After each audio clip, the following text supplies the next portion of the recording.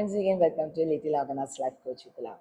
പിന്നീട് വരുന്നതാണ് സ്റ്റീഫൻ ഹോക്കിങ്സിനെ കുറിച്ചുള്ള ഒരു പ്രശസ്തമായ ഒരു പാഠമുണ്ട് പഠിക്കാൻ. അതിൽ ഹോക്കിങ്സിനെ കുറിച്ച് നമുക്കറിയാം. ബ്ലാക്ക് ഹോൾ എന്ന് പറയുന്ന ഒരു വലിയ ഒരു ഫിനോമിനൻ എന്താണെന്ന് വിശദീകരിച്ച ആളാണ്. അപ്പോൾ സ്റ്റീഫൻ ഹോക്കിങ്സിന് അറ്റ് ദ ഏജ് ഓഫ് 18 ആണ് ഒരു പ്രത്യേകതരം അസുഖം അദ്ദേഹത്തെ പിടികൂടുന്നത്. അപ്പം അത്രയും നാൾ ആ നോർമലായിട്ടുള്ളൊരു ലൈഫ് ലീഡ് ചെയ്ത ആളായിരുന്നു. പെട്ടെന്ന് വരുന്ന ആ ഡിസബിലിറ്റി അദ്ദേഹത്തിന് തളർത്തിക്കളഞ്ഞു. First of all he thought about suicide.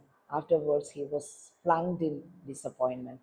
വളരെ ഏറെ നിരാശയിലും ഡിപ്രഷനിലും ഒക്കെ വീണു പോയ ആളാണ്. പക്ഷെ പെട്ടെന്ന് ഒരു റെവലേഷൻ ഉണ്ടാകുന്നു, അല്ലേ? അതാണ് ദൈവം എന്ന് നമ്മൾ പറയുന്നത്. പെട്ടെന്ന് റെവലേഷൻ ഉണ്ടാകുന്നു. And he was thinking what is the need of me here thinking useless things, അല്ലേ? ഒരു കാര്യമില്ലാതെ യൂസ്ലെസ് ആയിട്ട് ഇങ്ങനെ ചിന്തിച്ചിരുന്നത് കൊണ്ട് ഒരു പ്രയോജനവുമില്ല. Let me do something for the future generation. അപ്പോൾ തളർന്നിരുന്നിട്ട് നീങ്ങാൻ പോലും വയ്യാത്ത അവസ്ഥയിലിരിക്കുന്ന ഒരാളുടെ ചിന്താഗതിയെക്കുറിച്ച് നമുക്ക് ആലോചിക്കണം. നമുക്ക് ഓരോ നിമിഷവും ദൈവം തന്നിരിക്കുന്നത് എല്ലാ കാര്യങ്ങളും കൂടെയാണ്. അപ്പോൾ അതുകൊണ്ടാണ് now it self we are thinking and we R discussing about the same personality. അപ്പോൾ ആലോചിക്കേണ്ട കാര്യം, ആ ഡിസബിലിറ്റിയുടെ ആ ഒരു സമയത്ത് നമ്മളിൽ ഉണ്ടാകുന്ന ഒരു ഫ്രസ്ട്രേഷൻ, അതിനെ ഓവർകം ചെയ്യുക എന്ന് പറയുന്നത് ഇറ്റ്സ് ടു ഡിഫിക്കൽട്ട്. അപ്പോൾ ഹോക്കിങ്സ് എന്ന് പറയുന്ന ആളിന് he was interested in science, he was interested in physics, he was dreaming about learning astrophysics. ഇതെല്ലാം സ്വപ്നം കണ്ടുകൊണ്ടിരുന്നപ്പോഴാണ് ഇത് സംഭവിക്കുന്നത്. That has totally changed his mind. അപ്പോൾ പിന്നീട് മറ്റുള്ളവർക്ക് വേണ്ടി എന്തെങ്കിലും സംഭാവന ചെയ്യണം എന്നുള്ള ആ ഒരു തോന്നലാണ് അദ്ദേഹത്തിന് പിന്നെ മുന്നോട്ടേക്ക് നയിക്കുന്നത്. അങ്ങനെ he earned that PhD. He had done many experiments while sitting in വീൽചെയറിലാണ് ഓർക്കുക. അപ്പോൾ ഇതെല്ലാം ഒരാളിനെ കൊണ്ട് സാധിച്ചെടുക്കുന്നത് how inspirational his story is, അല്ലേ? അപ്പോൾ നമുക്കൊക്കെ ഈ നടക്കാൻ പറ്റുന്ന, നമുക്ക് എന്തെല്ലാം ചെയ്യാൻ പറ്റും എന്നുള്ളതാണ് അവരുടെയൊക്കെ കഥകൾ നമ്മളെ ഓർമ്മിപ്പിക്കുന്നത്.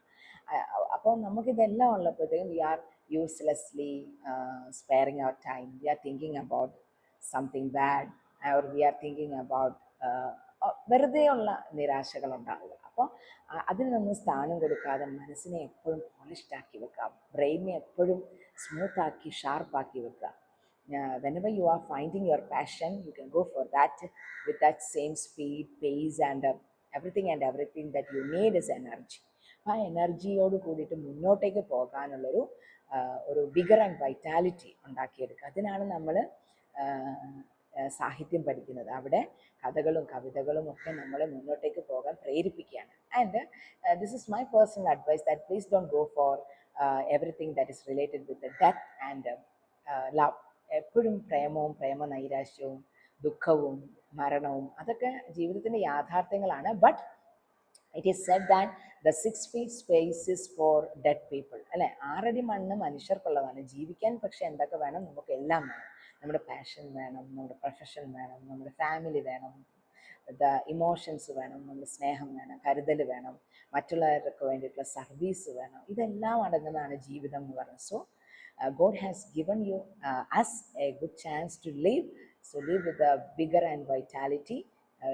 Do good to others and it will come back in certain way to you. Thank you so much.